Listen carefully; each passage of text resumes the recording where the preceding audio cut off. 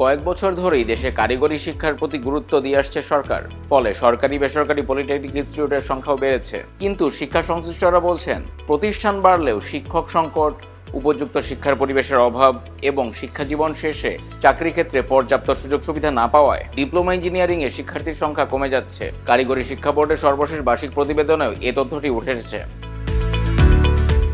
দেশের সরকারি বেসরকারি পলিটেকনিক ইনস্টিটিউটগুলোয় 2023-24 শিক্ষাবর্ষে মোট আসন ছিল 1,71,500টি।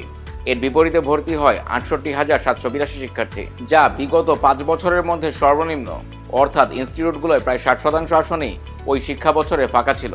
বিগত 5 বছরের প্রতিবেদন পর্যালোচনা করে দেখা গেছে, 2019-20 শিক্ষাবর্ষে ডিপ্লোমা ইঞ্জিনিয়ারিংয়ে আসন ফাঁকা ছিল 52.8%। তার পরের শিক্ষাবর্ষে 54.34%, 2021-22 শিক্ষাবর্ষে 58.62% ও 2022-23 শিক্ষাবর্ষে 59.4% আসন ফাঁকা ছিল। ঢাকা বিশ্ববিদ্যালয়ের এডুকেশন অ্যান্ড রিসার্চ ইনস্টিটিউটের অধ্যাপক ডক্টর মোহাম্মদ আলী জিন্নাহ বণিক বার্তাকে বলেন, বিগত কয়েক বছর কারিগরি শিক্ষায় গুরুত্ব দেওয়া হলেও শিক্ষা ও কর্মক্ষেত্রে যথাযথ সংযোগ স্থাপন করা হয়নি।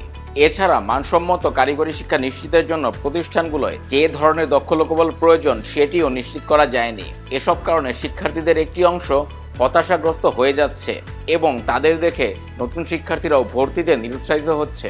যদি শিক্ষা ও কর্মসংস্থানের সংযোগ স্থাপন করা যায়, বিশেষ করে আন্তর্জাতিক শ্রমবাজারের চাহিদা অনুযায়ী শিক্ষার্থীদের দক্ষ করে গড়ে তোলা যায়, তবে ডিপ্লোমা ইঞ্জিনিয়ারিংয়ে ঠিকই শিক্ষার্থীদের আগ্রহ বাড়বে। জাতীয় শিক্ষা ব্যবস্থাপনা একাডেমি নায়েমে 2021 সালে জমা দেওয়া এক গবেষণা প্রতিবেদনে উঠে এসেছে, ডিপ্লোমা ডিগ্রিধারীদের মধ্যে 54% কর্মজীবী, 4% উদ্যোক্তা, 38% বেকার ও 4% কাজে আগ্রহী নয়। তবে শহরের তুলনায় গ্রামাঞ্চলে বেকারত্বের হার বেশি। গ্রামাঞ্চলের মাত্র 48% ডিপ্লোমাধারী কর্মক্ষেত্রে রয়েছেন। প্রায় একই তথ্য উঠে এসেছে বাংলাদেশ শিক্ষা তথ্য ও পরিসংখ্যান ব্যুরো ব্যানবেইসের জরিপেও। ওই জরিপের তথ্য অনুযায়ী ডিপ্লোমা প্রকৌশলী ডিগ্রি নিয়ে চাকরিতে প্রবেশ করা শিক্ষার্থীদের মধ্যে 71% বেতন পাচ্ছে 10 থেকে 20,000 টাকার মধ্যে। পলিটেকনিক ইনস্টিটিউটের শিক্ষকরা অবশ্য বলছেন, শিক্ষা জীবনে যেসব শিক্ষার্থী বনযোগী ও দক্ষতা অর্জন করেছেন তাদের বেকার থাকতে হচ্ছে না।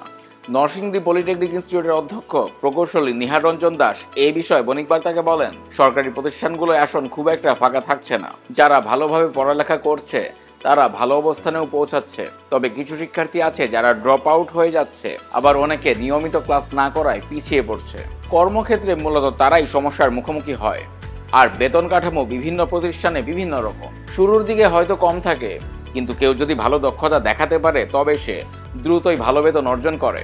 দক্ষ শিক্ষকের অভাব কারিগরি শিক্ষায় একটি বড় সংকট উল্লেখ করে তিনি আরও বলেন, শিক্ষক সংকটের কারণে বিগত কয়েক বছর প্রতিষ্ঠানগুলো কিছুটা পিছিয়ে পড়েছে। শিক্ষার্থীরা আশানুরূপ শিক্ষার পরিবেশ পায়নি। এ কারণে কিছু প্রতিষ্ঠানে শিক্ষার্থীও কমেছে। তবে এ সংকট দূর করতে পদক্ষেপ নেওয়া হচ্ছে। বিগত কয়েক মাসে অনেক শিক্ষক নিয়োগ দেওয়া হয়েছে। আমার প্রতিষ্ঠানে নিয়োগ দেওয়া হয়েছে 26 জন নতুন শিক্ষক। এদিকে স্বতন্ত্র কারিগরি ও উচ্চশিক্ষা মন্ত্রণালয়ের প্রতিষ্ঠা, কারিগরি শিক্ষা সংস্থার কমিশন গঠন এবং উচ্চশিক্ষা সুযোগের লক্ষ্যে টেকনিক্যাল বিশ্ববিদ্যালয়ের প্রতিষ্ঠার দাবিতে অনেকদিন ধরেই আন্দোলন করছেন পলিটেকনিক ইনস্টিটিউটের শিক্ষার্থীরা। গত বুধবার থেকে নতুন করে আন্দোলনে নামা শিক্ষার্থীরা আরও বেশ কিছু দাবি সামনে এনেছেন। দাবি দেওয়ার বিষয় শিক্ষা মন্ত্রণালয়ের কর্মকর্তাদের সঙ্গে গত বৃহস্পতিবার শিক্ষার্থীদের দীর্ঘক্ষণ বৈঠক হয়।